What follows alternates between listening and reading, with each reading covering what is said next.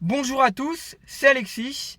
Alors on est à J-1 des élections présidentielles et j'ai envie de t'exposer mes arguments pourquoi il faut voter Asselineau au premier et au second tour. Alors la première raison, c'est que c'est le seul homme politique qui n'a pas de casserole au cul et ça c'est pas négligeable. C'est le seul homme politique qui n'est pas franc-maçon et c'est le seul homme politique qui représente réellement ce que pensent les gens. Hein, parce que tous les autres, c'est vraiment n'importe quoi, c'est du vent, c'est de la raclure. Franchement, vous m'excusez, j'ai pris des notes. Il faut vraiment qu'on aille tous voter hein, dimanche. Il faut vraiment tous voter parce que chaque voix compte. Et c'est vraiment important parce que là, c'est vraiment l'avenir de notre pays qui est en jeu. Hein. Et même si vous aviez l'habitude de vous abstenir, moi, franchement, au début, j'étais un petit peu coincé. Et puis, je savais pas pour qui vraiment voter. Et quand j'ai découvert qu'il y avait Asselineau qui se présentait, je l'ai découvert par internet en me baladant sur YouTube. Et je me suis dit, mais c'est ce gars qu'il nous faut. C'est voilà. Après, je pense, après c'est possible de se tromper, hein, de toute façon.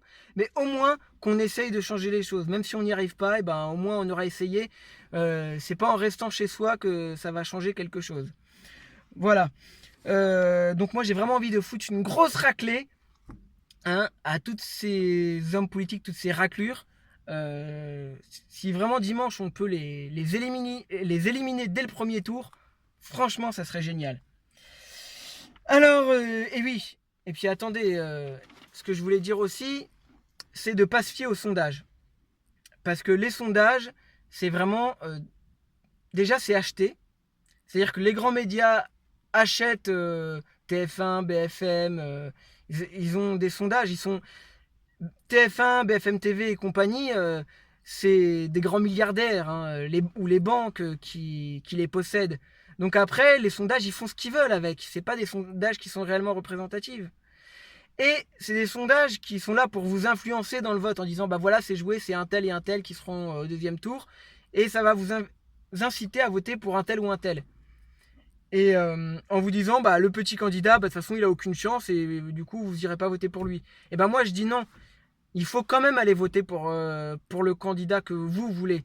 Et vous verrez que si vous avez envie de voter Asselineau et que vous pensez qu'il ne va pas être au deuxième tour, allez quand même voter pour lui. Au moins par conviction, bordel de merde, qu'au moins une fois dans notre vie, on puisse voter par conviction. Parce qu'on n'en peut plus. C'est la politique, pour moi, c'est une mauvaise pièce de théâtre. Et d'ailleurs, vais vous mettre en description de la vidéo un lien vers une parodie que j'ai fait, une parodie de meeting que j'ai fait d'hommes politiques. Hein, voilà, ça s'appelle BFMVC, euh, la campagne Playmobil de Patrick Swiffer. Enfin, je vous mettrai le lien de cette vidéo que j'ai fait il y a quelques temps. Comme ça, vous pourrez aller la voir et enfin, en même temps, au passage, vous pourrez vous fendre la gueule. Ça sera très bien. Euh, voilà, qu'est-ce que je voulais dire aussi. Bon, voilà. Je vais commencer par celui que je ne veux pas, mais absolument. Il y a un candidat vraiment que c'est celui qu'il ne faut absolument pas qu'il passe, c'est Emmanuel Macron. Parce que lui, c'est le candidat de la finance. C'est un ancien banquier de la banque Rothschild. Donc, ça pue quand même le conflit d'intérêts. Hein. Franchement, moi, je voterai pas pour un mec comme ça. Hein. Donc, et puis en plus, enfin voilà, les gens, ils partent de ces meetings en plein milieu parce que c'est vraiment de la merde, il faut dire ce qui est. En plus de ça, il masque, il met des rideaux noirs pour masquer les sièges vides. Le mec, il est assez fort pour vendre du vent. Hein. Ça, franchement. Et moi, je l'ai connu d'ailleurs. C'était en 2013. C'était à l'époque où j'étais dans le milieu du porno. Et forcément, j'étais invité dans les soirées libertines privées, donc petites partous privées. Hein.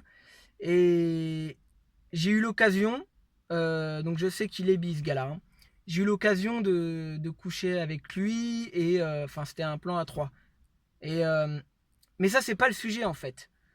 C'est le sujet, c'est que quand tu le vois dans le privé, quand t'as parlé avec lui, tu te rends compte que c'est une vraie raclure. Mais vraiment, tu t'en rends compte encore plus.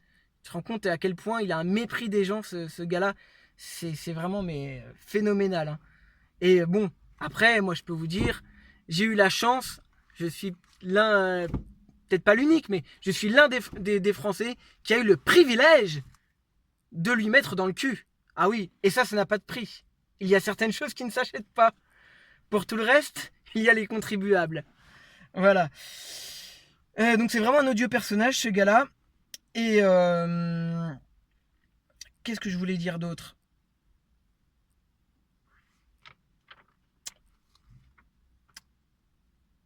Voilà. Et je voulais vous faire remarquer aussi, je sais pas si vous vous en rendez compte, mais sur YouTube, il y a énormément de vidéos d'urbex. Maintenant, c'est vachement la mode de faire des vidéos dans des bâtiments abandonnés. C'est ça, l'urbex. C'est aller visiter des bâtiments abandonnés. Moi, j'appelle ça de l'archéologie des temps modernes. Ça veut dire des mômes de 15 ans. Alors, ça peut être des centres aquatiques, ça peut être des anciens hôpitaux désaffectés. Enfin, tout ce qui ferme à cause de la crise, en fait. Et en fait, il y en a de plus en plus en France, des spots d'urbex. C'est quand même... Ah bah les urbexeurs, ils sont contents, ils ont de quoi visiter. Hein. Mais la question que je me pose, c'est pourquoi il y a autant d'urbex? Pourquoi il y a autant de bâtiments abandonnés? Bah c'est tous les instituts qui ont fait faillite. Donc je ne sais pas si vous voyez le nombre d'agences bancaires qui ferment, le nombre de commerces, même dans Paris, hein. Il y a des boutiques, énormément de boutiques qui ferment. Donc, ah bah si vous voulez encore plus d'urbex, ah bah votez Macron, hein, si vous voulez, il y aura encore plus de spots, hein. Bah oui, parce qu'il y aura encore plus d'entreprises qui vont faire faillite, il y aura encore plus de licenciements, et voilà. Et si vous votez Macron, ça sera irréversible, hein. Donc moi après, vous êtes des grands garçons, vous faites ce que vous voulez. Moi maintenant, je vous donne juste mon avis, hein. Et si l'urbex, hein, c'est pas un signe de crise, franchement, je sais pas ce que c'est, hein. Parce que tu vois, il y a même des centres aquatiques. Enfin, je sais peut-être que je me répète, mais c'est vraiment faut le dire. Les centres aquatiques, un petit peu que les centres aquatiques comme l'Aqua Boulevard. Et ben, il y en a un peu partout en France. Et ben, il y en a plein qui sont aussi abandonnés parce que ils ont plus les moyens d'entretenir, ils ont plus les moyens de démolir non plus. Donc du coup, c'est laissé à l'abandon comme ça. Alors du coup, maintenant, tu as des petits jeunes qui... Ah, on va faire du skate et tout ça. Oui, c'est super, les jeunes, ils vont faire du skate. Donc quelque part, bon, ils explorent les bâtiments abandonnés. Ça leur donne une deuxième jeunesse. Mais il faut arrêter un peu les conneries. S'il y a autant de spots comme ça, c'est que ça va vraiment mal. C'est vraiment un indicateur. Euh, et si vous regardez la revue de presse de Pierre Jovanovic, moi, ça fait un petit moment que je le suis sur Internet. Le mec, il est censuré de partout. Parce que le mec, il dit la vérité. Il dit la vérité. Il annonce les listes de licenciements, des licenciements qui vont avoir lieu dans les mois à venir et tout ça. Et il se trompe. C'est très rare qu'il se trompe. Il se trompe très peu. Donc voilà, vraiment, si vous votez Macron, ça sera la pire des choses. Ça ne va faire que s'empirer. Donc voilà. Après, vous avez Mélenchon. Mais alors Mélenchon, lui, c'est il est soi-disant un peu de la dissidence, mais moi, j'y crois pas une seconde, hein. C'est du flanc. Il est juste là pour occuper la place, hein. Juste pour faire.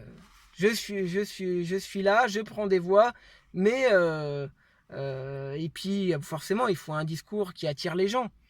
Mais moi, franchement, j'ai pas confiance. Et surtout que Jean-Luc Mélenchon, il est franc-maçon. C'est un franc-maçon. Ensuite, vous avez François Fillon. Alors lui qui a des grosses casseroles au cul aussi. Et c'est comme si le système, bon, il est quand même là par désespoir du système, hein, aussi. Bon, c'est quand même un candidat du système, mais le système n'a plus confiance. Le système n'a plus confiance à leur pantin. C'est pour ça qu'ils ont mis Macron. Parce qu'ils n'ont plus confiance à tous leurs pantins. Donc ils ont mis Macron, leur candidat de la finance. Et ils mettent le paquet sur lui. Et c'est pour ça que les médias collent des rustines sur lui. Comme le mec, il n'arrête pas de raconter n'importe quoi. Mais les médias continuent de le soutenir. Alors que vraiment, c'est un sketch, quoi. C'est un sketch. Mais au début, ça fait rire. Moi, c'est vrai que je me suis marré en regardant les meetings de Macron. C'était un sketch. Mais quand même, à un moment donné, ça fait plus rire parce que on se dit merde, c'est trop grave. C'est trop grave. On peut en rire, mais faut faire quand même aussi quelque chose. Hein, parce que c'est quand même notre avenir qui est en jeu. Donc c'est pour ça. Après, bon, il y a eu les attentats, il y a eu tout ça. Comme par hasard, comme je disais dans ma précédente vidéo, il y a eu les attentats juste avant les élections. Hein. Donc il y a aussi de. Et puis très très vite en plus, ils sont intervenus, les forces de l'ordre. Hein. Comme par hasard, c'est comme s'ils étaient déjà. Enfin, comme si ça avait déjà été préparé. Enfin, moi, je crois pas. Je crois pas que ça soit l'attentat de l'État islamique ou quoi que ce soit. Non, je pense que c'est un truc bien préparé. De toute façon, Daesh, tout ça, c'est nos dirigeants, c'est nos élites hein, qui ont fait ces trucs-là. Hein. Et c'est financé avec nos impôts. Hein. Donc nous, avec nos impôts, on finance le terrorisme. Voilà.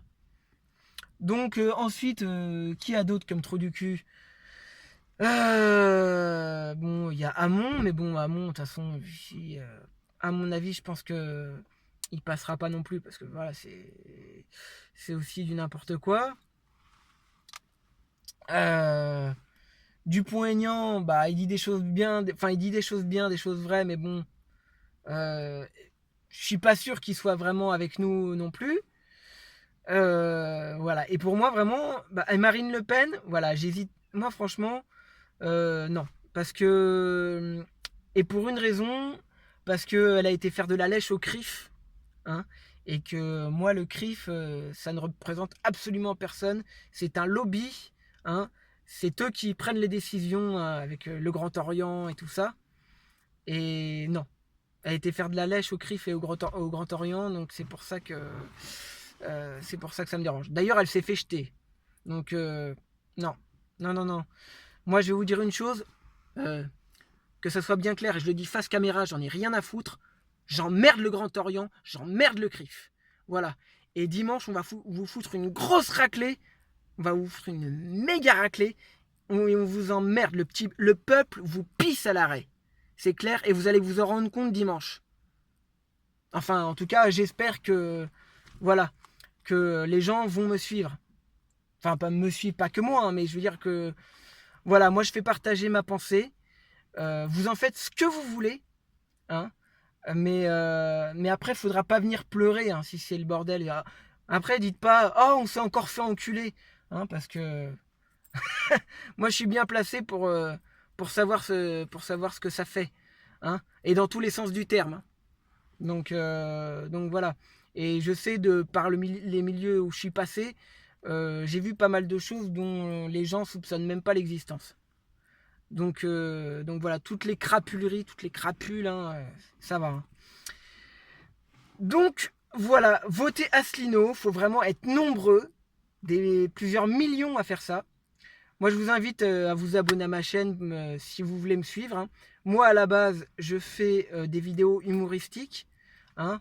Voilà, mais là il fallait que je parle un petit peu de tout ça quoi. Moi, je me suis retrouvé à cause d'Hollande, là, des 5 ans d'Hollande, financièrement, je me suis vraiment retrouvé dans la merde. Hein. Donc franchement, j'ai pas envie de me faire enculer une deuxième fois. Et enfin, de toute façon, Hollande, j'avais pas voté pour lui. Hein. J'avais voté Sarkozy.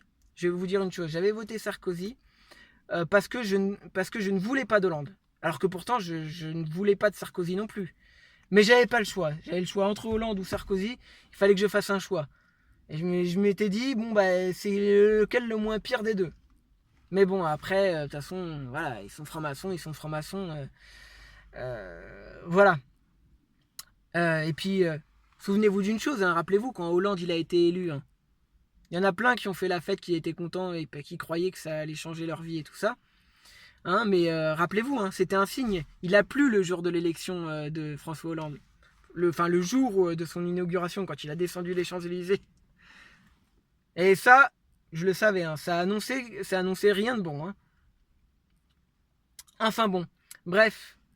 Sur ce, moi je vous dis, bah, Demain, on fera un point, demain après les résultats. Et puis voilà, moi je vous dis à demain. Et puis surtout, soyez libres.